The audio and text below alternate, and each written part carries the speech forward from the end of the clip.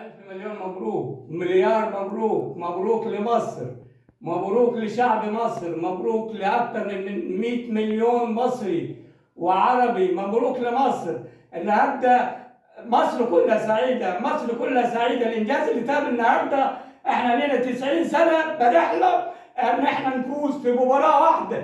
النهارده إحنا فزنا في مباراتين، وأداء مشرف في 4 مباريات. إنجاز تاريخي، انجاز ما حصلش قبل كده خالص. انا مش قادر اتكلم، مش عارف اوصف.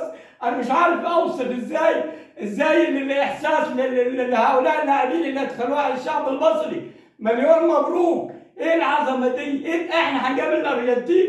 معقول احنا نقابل الارجنتين وتبقى مباراه رسميه بكاس العالم؟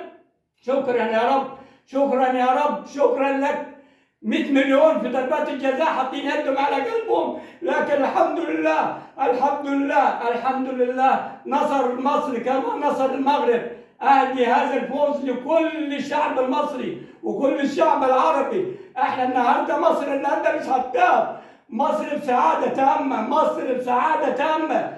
أنا مش قادر أوصف يعني فرحة إزاي، لكن كل واحد يقرأ التاريخ، كل واحد يرجع للتاريخ، يرجع ل90 سنة مرت. دول كتير شاركت لأول مرة وفازت، واحنا 90 سنة ما نفوزش، لكن فزنا بقيادة حسام حسن وقيادة محمد صلاح. مبروك لمصر، مبروك لشعب مصر، مليون مبروك يا مصر. ومصر اليوم في عيد، مصر اليوم في عيد، مصر اليوم في عيد.